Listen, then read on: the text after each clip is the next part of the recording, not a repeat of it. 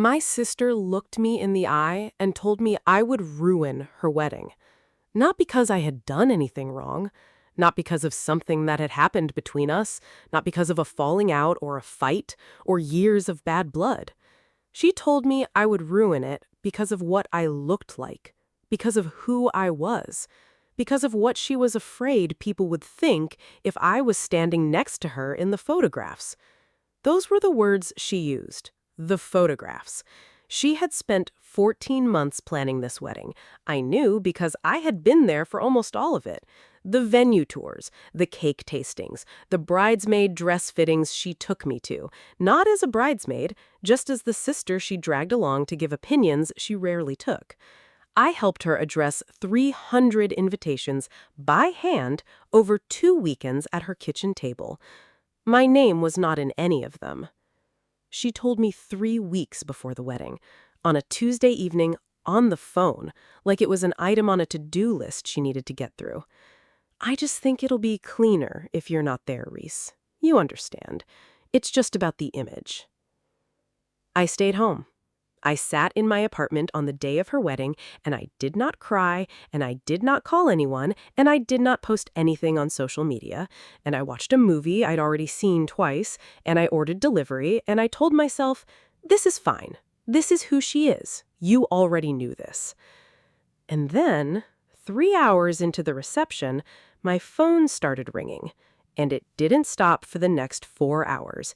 And by the time I went to sleep that night, I understood exactly what kind of secret my sister had been protecting and why she had needed me gone to protect it.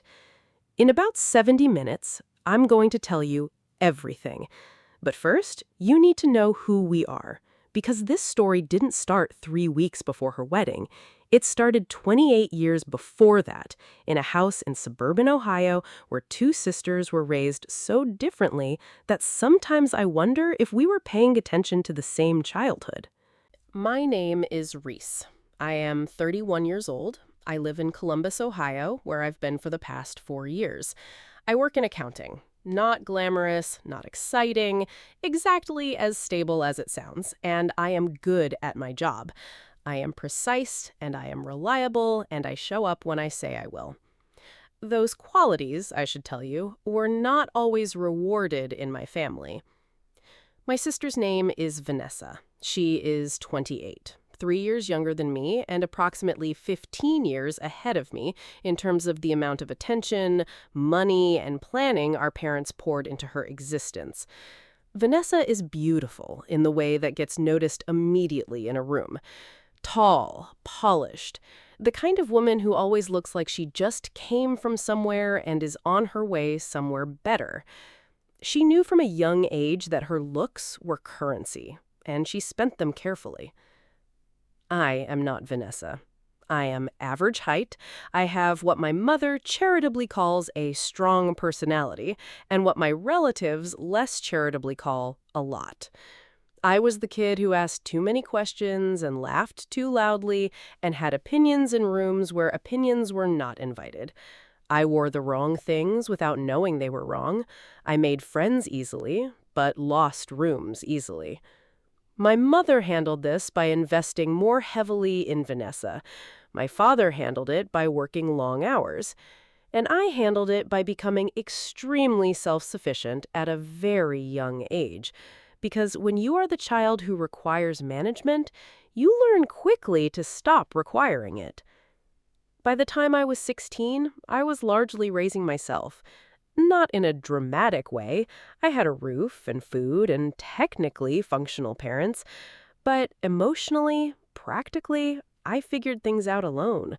College applications, financial aid forms, apartment hunting, tax returns, all of it, solo, while my parents coordinated Vanessa's cheerleading schedule and her college visits, and later, her wedding. Vanessa's wedding. Let me tell you about the wedding. Vanessa met a man named Preston at a work event 3 years ago. Preston is 34, works in finance, comes from a family with a hyphenated last name, and a summer house in Michigan, and the specific kind of confidence that only comes from never having worried about money. He is not unkind. He is simply from a world with a particular set of standards. And Vanessa, who had been preparing her entire life to enter exactly this kind of world, met those standards precisely. The engagement was announced at a family dinner 14 months before the wedding. There was champagne, there were tears from my mother, there was a ring that I could tell cost more than my car. I congratulated them genuinely. I liked Preston. I still do, actually, which is a complicated thing to say given how this story ends. In the weeks that followed, Vanessa began planning. And planning Vanessa's wedding, I quickly discovered, was a full-time community project. My mother took point on the guest list and the venue.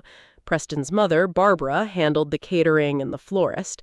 Vanessa's college friends became the bridesmaids. 5 of them, all polished, all photogenic, all from the specific social tier Vanessa had been climbing toward since college.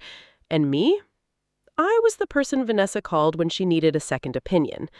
I went to 3 venue tours. I tasted cake at 2 different bakeries. I sat in a bridal boutique for 4 hours while Vanessa tried on dresses. And I gave honest feedback on every single one. And she chose the one I liked best, which I considered a small victory. I addressed envelopes. 294 of them. Over 2 Saturdays at Vanessa's kitchen table with her calligraphy pens and her carefully maintained address spreadsheet. My handwriting is neat and even. It's the accountant in me, and she knew that, which is why she asked. My hands cramped for 3 days afterward. My name appeared 0 of those envelopes. I told myself that was fine. I told myself I would obviously be at the wedding. I was her sister. You don't send your sister an invitation. You just tell her the time and she comes. I kept telling myself that right until the Tuesday evening, 3 weeks before the wedding, when Vanessa called. I remember exactly where I was. I was at my kitchen table, eating leftover pasta, half watching something on my laptop. It was a Tuesday. Vanessa's name came up on my phone, and I answered without thinking, because we talked regularly. Not always warmly, but regularly. "Hey," she said, "do you have a minute?" "Yeah, what's up?" A pause. The particular kind of pause that in retrospect tells you everything.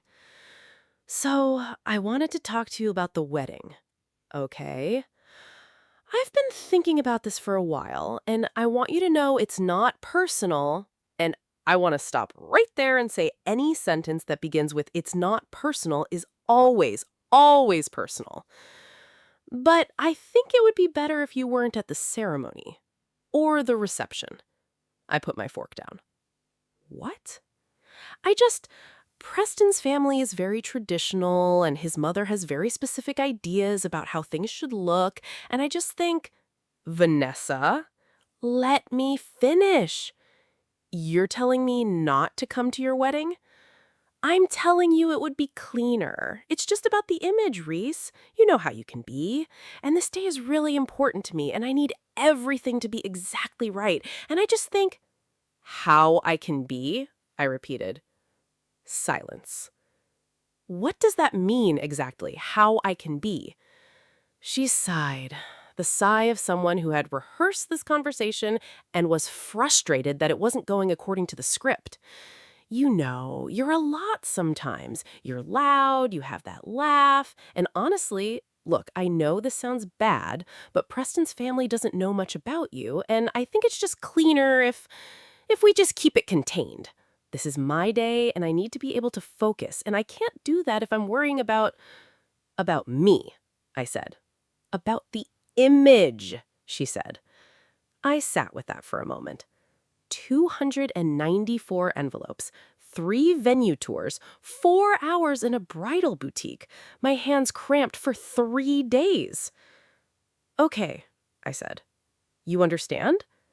"I understand." And I hung up. I sat at my kitchen table for a long time after that. The pasta was cold. The laptop was still playing whatever I'd been watching. I didn't move. I want to ask you something right now, and I really want you to think about this. Has anyone ever made you feel like your presence was the problem? Not something you'd done, not something you'd said, just you, the shape and volume and energy of you in a room they wanted to control?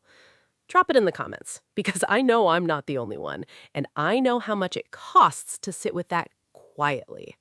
I did not tell my parents immediately. I knew if I told my mother, she would call Vanessa, and Vanessa would feel confronted, and somehow by the end of it, I would be the one who had caused a problem. I had watched this dynamic play out my entire life. My mother's default was to protect Vanessa from the consequences of Vanessa's choices, and I had long since stopped expecting that to change. So I said nothing. I went to work, I did my job, I came home. My mother called me 4 days later, excited to talk about the seating arrangement, and I let her talk, and I said the right things, and I did not tell her. My coworker and closest friend Dana figured it out. Dana is the kind of person who notices when something is wrong before you've said a word. She sat across from me at lunch on Thursday and said, "What happened?" And I told her everything, all of it. The call, the pause. It's not personal, just about the image. You know how you can be. Dana put her fork down and looked at me. "She told you that you were too embarrassing for her wedding?" "Essentially." "And you said okay?" I said I understood. Dana looked at me for a long time. "Reese," she said finally, "you addressed her wedding invitations." "I know." "By hand." "I know." 200 and some odd, 294. Dana picked her fork back up. "Okay," she said. "I am going to need you to tell me the rest of this story when it happens." "What makes you think there's a rest?" She just looked at me. And she was right. The wedding was on a Saturday in late September. I know the date. I will not tell you because some details belong to me. I spent the preceding week making deliberate choices about how to handle the day. I did not call Vanessa. I did not send a gift, or rather, I sent the gift I had already purchased, a set of high-end kitchen items from her registry, wrapped, with a card that said, "Congratulations to you both. Wishing you every happiness." Signed with my name. Nothing more. I arranged the day so I would be occupied. I cleaned my apartment, I went for a run in the morning, I went to a farmer's market, I bought myself good coffee and good bread. And I went home and I put on comfortable clothes, and I was genuinely fine. Or I was mostly fine. There was one moment around 1 in the afternoon, which I calculated was approximately when the ceremony would be starting, when I sat down on my couch and felt something I don't have a perfect word for. Not grief, not anger, something quieter and more resigned. The specific sensation of understanding, fully and finally, what you are worth to a particular person. I sat with it for about 4 minutes. Then I turned on a movie and ordered Thai food, and I did not allow myself to spiral. The movie was about 2 hours long. I was about 40 minutes from the end when my phone rang. It was a number I didn't know. I almost didn't answer. I answered because something, instinct maybe, told me to. The voice on the other end was a woman's, slightly breathless, formal in the way people get when they're trying to stay calm about something that is not calm. "Is this Reese? Reese Callahan?" "Yes. Who is this?" "My name is Barbara Whitfield. I'm Preston's mother." I sat up. "Oh, hello, Barbara." "I apologize for calling you out of the blue. I got your number from, well, that's not important. I'm calling because I think there's something you need to know, and I believe you deserve to know it before today, but since that didn't happen, I'm telling you now." Barbara Whitfield spoke in the measured, deliberate cadence of a woman who chooses every word. She was not panicking. She was organized, even in whatever was happening. "I'm listening," I said. And then Barbara told me. She told me about a conversation she'd had with a woman named Caroline 3 days before the wedding. Caroline, it turned out, was a former colleague of Vanessa's. They had worked together at a marketing firm 2 years prior. Caroline had called Barbara because Caroline had a conscience that had apparently been troubling her for several months. Because Caroline knew something about Vanessa and a man who was not Preston.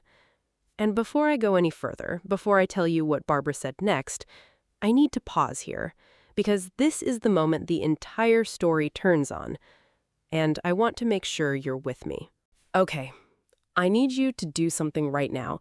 If you have been listening to this, if you have been in that apartment with me, addressing envelopes that didn't have your name on them, sitting on a couch on a Saturday afternoon while your sister's wedding happened without you, answering a phone call from a woman you'd never spoken to, if any of this has felt familiar, if any of this has touched something you carry, hit subscribe right now.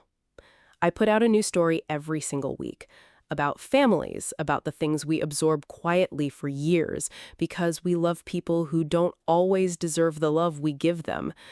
Subscribe and then stay, because what Barbara told me next, what my sister had been hiding, is the reason she needed me gone, and it is not what you think.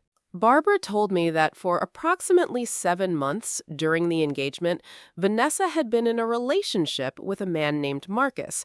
Not a past relationship, not something that ended before Preston proposed, a concurrent one, overlapping, happening at the same time as the engagement, at the same time as the venue tours and the cake tastings, and the 2 Saturdays at the kitchen table with the calligraphy pens. Marcus was, and this is the part that made everything click into place, a man I knew. Not well, but I knew him. Marcus worked in the same building as me, different company, different floor. We had spoken maybe a dozen times in the elevator, at the coffee cart in the lobby, once at a building-wide event. He was pleasant, funny, the kind of person you enjoy running into briefly without ever intending to make a friend.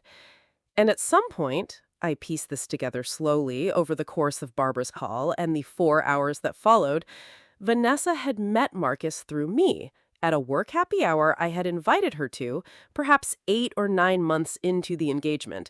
One of those casual invitations you extend without thinking because you want your sister to meet your world. She had met Marcus that night. And then, quietly, carefully, in the way Vanessa did everything that required concealment, she had pursued it. Caroline knew because Caroline had been at the same happy hour and had run into them together twice after that in situations that were not ambiguous. But here is the piece that took my breath away. Here is the reason Vanessa had needed me gone. Marcus worked in my building. He moved in my professional circle. He had my number in his phone from the lobby coffee cart conversations. And if I had been at that wedding, standing in a room with Preston's family, meeting Preston's colleagues, being introduced as Vanessa's sister, there was a real chance that someone who knew Marcus would have recognized my name, recognized the name, made the connection. She's Marcus's coworker, his building contact. Didn't he mention her once? Vanessa hadn't excluded me because I was embarrassing. She had excluded me because I was a liability, because my presence at her wedding created the risk that someone would pull a thread that unraveled everything she had spent 7 months carefully maintaining. I was not too loud. I was not too much.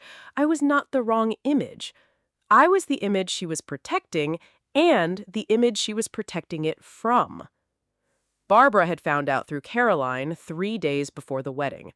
She had, and this is the part that I think speaks to who Barbara Whitfield actually is, decided that she needed more information before she acted. She did not want to blow up her son's wedding on the word of a former colleague. She had spent 3 days quietly making calls. She had confirmed enough. And then 3 hours into the reception, while the toasts were being made and the first dance had just ended, and Vanessa was standing in her lace dress accepting congratulations from 294 of her carefully selected guests, Barbara had asked Preston to step outside with her. She had told her what she knew, and Preston, composed, quiet, devastating in his restraint, had walked back into the reception. He had not made a scene. He had not said anything to Vanessa in front of the room. He had picked up his jacket from the back of his chair, and he had left his own wedding reception. The calls I started receiving at 3 hours into the reception, the calls that blew up my phone for 4 hours, were from my mother, my aunt, two of Vanessa's bridesmaids, and eventually Vanessa herself, each one more disorienting than the last. My mother. Something has happened at the wedding. I don't understand what's happening. Preston left. Reese, do you know anything about this? I did not, at that point, know the full story. I told my mother I had received a call earlier and I was trying to understand it myself. My mother's voice shifted. Who called you? Reese, who called you? I didn't answer that yet. The bridesmaid calls were confused and a little frantic. What's happening? Do you know? Preston just walked out. Vanessa is... People were leaving. It was chaos. Someone said there was a fight. And then Vanessa called. I let it ring once. Twice. I picked up on the third. She was crying. Not the composed, photogenic crying of a woman who has prepared for emotional moments on her wedding day. The ugly, breathless, cornered kind. Reese? Vanessa? Did you do this? Did you say something to Barbara? And here is where I want to be very precise about what I said and how I said it, because I have gone over this conversation many times in the months since, and I am proud of exactly one thing about it. I did not raise my voice. Not once. I didn't say anything to Barbara. Barbara called me. Why would she call you? She doesn't even know you. How did she get your number? I don't know, Vanessa. How do you think she got it? Silence. Then, quieter. What did she tell you? She told me about Marcus. The sound on the other end of the phone changed. The crying stopped. What replaced it was something worse, the flat, careful silence of someone calculating. That's not what it looks like. I haven't told you what it looks like.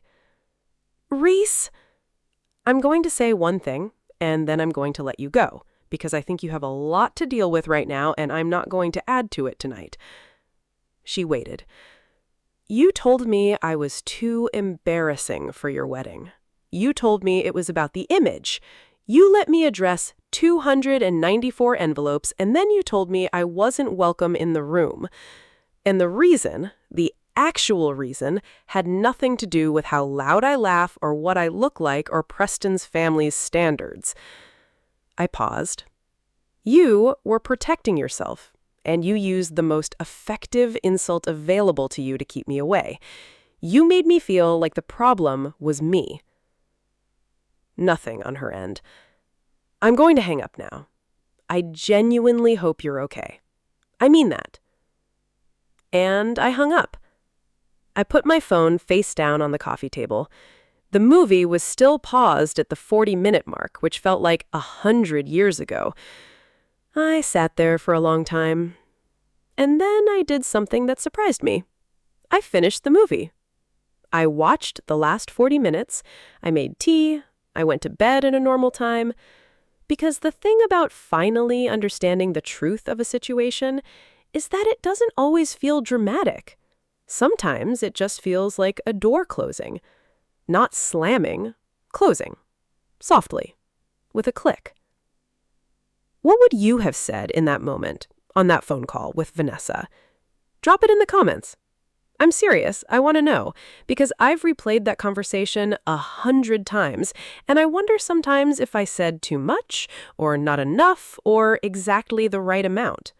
In the days that followed, I made a series of very deliberate, very quiet decisions. The first was what not to do. I did not call Marcus, not to confront him, not to warn him, not to inform him of anything. Whatever had happened between him and Vanessa was their business, and Preston's. It was not mine to adjudicate.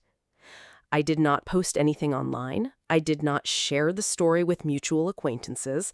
I did not send a long email to my mother explaining everything, which I was tempted to do approximately 40 times in the first week. What I did do was write things down. I am an accountant. Documentation is instinctive for me. I wrote down the timeline as I understood it, the happy hour, the dates, what Barbara had told me, what Vanessa had said, and I saved it. Not to use as a weapon, to have it, clearly, for myself, so that if my memory was ever questioned, I had something solid to return to. Then I wrote Vanessa one email. I drafted it 3 times. The first draft was too emotional. The second was too cold. The third was exactly what I needed it to be. Vanessa, I've had some time to think since Saturday. I want to say a few things clearly. I don't know all of what happened in your marriage, and I'm not going to pretend I do. That's between you and Preston. What I do know is that I spent years making myself smaller so you could be bigger. I helped with this wedding in every way I was asked, and then I was asked to disappear, not because of who I am, but because of what I knew without knowing I knew it. I'm not angry at you. I'm tired, and I think the kindest thing I can do for both of us right now is be honest about that. I'm not available to be used and then set aside when I become inconvenient. That's not a sister relationship. That's a transaction, and I don't want that anymore.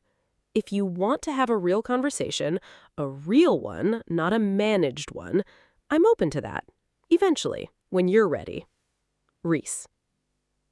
I read it 4 times. I checked it for anything that sounded accusatory or petty. I removed 2 sentences that were both. I hit send. Then I called Barbara Whitfield. Not to debrief, not to discuss Vanessa. I called to thank her. Because she had not been obligated to call me. She could have told Preston and let the rest of it collapse without ever involving me. She had chosen to tell me because, as she said when I asked her, you were treated unfairly and you deserved to know why. I thanked her for that. She was quiet for a moment and then she said, I hope you know that nothing about this was your fault. I know, I said, and for the first time in a long time, I actually meant it. Preston did not return to the reception. He had arranged his own ride. He went to the hotel suite they had booked for the wedding night, packed a bag, and checked out. He went to a friend's apartment. His friend, apparently, was not surprised. The reception continued for another 2 hours without the groom, or so I was told. Some guests didn't know what had happened. Some did. The bartenders kept pouring, the band kept playing because nobody told them to stop. Vanessa stood in the middle of it in her lace dress and made it through somehow. She told people Preston had felt unwell. She maintained the surface for 2 hours. I know all of this because of my Aunt Linda. Linda is my father's sister, a practical, no-nonsense woman who had attended the wedding, observed everything, and called me 4 days later with a full accounting. Not gossip, assessment, the way Linda does everything. She's telling people it was a misunderstanding, Linda said, that it's being worked out privately. Is it being worked out? Preston went back to his parents' house. His mother is, well, you probably know more about Barbara than I do at this point. Barbara is a woman who values the truth, I said. Yes, she is. My mother took longer to come around. My mother's first instinct, as always, was to protect Vanessa, to frame what had happened as a miscommunication, a private matter, something that had nothing to do with how I had been treated. She called me 8 days after the wedding and opened with, I just think we all need to support Vanessa right now. I agree, and I also think someone needs to acknowledge what happened to me. Silence. What happened to you? My mother repeated, like she was testing the phrase. I was excluded from my sister's wedding using a lie. The real reason was that I accidentally knew something that would have threatened the situation she had constructed. I was managed out of the room, and no one has said a word about that. More silence. Then, quietly, I didn't know. I know you didn't, but I need you to know now. We talked for 40 minutes. It was not a comfortable conversation. My mother is not a woman who handles complexity well. She prefers a version of events that she can arrange into something manageable, something she can present at church and not feel ashamed of. This story did not cooperate with that preference. But she listened. And at the end, she said something that was small and imperfect and more than I expected. I should have asked you more questions about how you were feeling before all of this. That was it. That was all. But I'll tell you, it was the most honest thing my mother had said to me in years. Preston and Vanessa did not divorce immediately. They entered couples counseling. I do not know the current status of their marriage, and I have deliberately not tried to find out, because it is not my story to follow. What I do know is that Marcus, who works in my building, stopped taking the elevator at the same time as me sometime around October. I noticed. I didn't say anything. The silence at the coffee cart lobby felt different for a few weeks, and then normalized, because most things do. Caroline, the former colleague who told Barbara, sent me a message on LinkedIn in November. It was brief and slightly formal, the way things are when someone has done something brave and isn't sure how it landed. I hope things worked out as well as they could. I wasn't sure if calling Barbara was the right thing, but I couldn't keep carrying it. I wrote back, "It was the right thing. Thank you." She responded with a single word, "Good." And somewhere in that exchange, in the simplicity of it, in the straightforwardness of two people who didn't know each other well, choosing honesty over comfort, I felt something settle. Not resolution, exactly, just ground under my feet again. It has been 8 months. In 8 months, here is what has changed. I started seeing a therapist. A woman named Dr. Ewan, who works out of a small office near my apartment and who has a gift for asking questions that feel simple and aren't. We have talked a lot about what she calls the older sibling contract, the implicit, unspoken agreement that forms in some families where the eldest child is expected to support, absorb, accommodate, and never require the same in return. I had been honoring that contract my entire life. For Vanessa, for my parents, for everyone who needed something from me that they never thought to offer back. 294 envelopes. Dr. Ewan and I talk about that a lot. Not the envelopes specifically, but what they represent. The time and care I poured into a wedding I was then excluded from, the way I did it without resentment because I genuinely wanted to help, the way I said okay on that Tuesday phone call because I had been trained over 31 years to absorb things and keep moving. She asked me once, when was the last time someone helped you with something that cost them significant time and asked for nothing in return? I thought about it for a long time. I couldn't come up with a recent answer. That was the beginning of a different conversation. Vanessa and I spoke for the first time in 5 months about 6 weeks ago. She called on a Sunday afternoon. Her voice was different, quieter, slower, the performance quality stripped out of it in a way I hadn't heard before. She didn't open with an explanation or an excuse. She said, "I treated you like a tool, and I'm sorry." That was it. 5 words after an apology. I didn't say, "It's fine." I didn't say, "It's okay." I said, "Thank you for saying that." We talked for 30 minutes, carefully, like two people handling something fragile. We are not close in the way sisters on television are close. We may never be.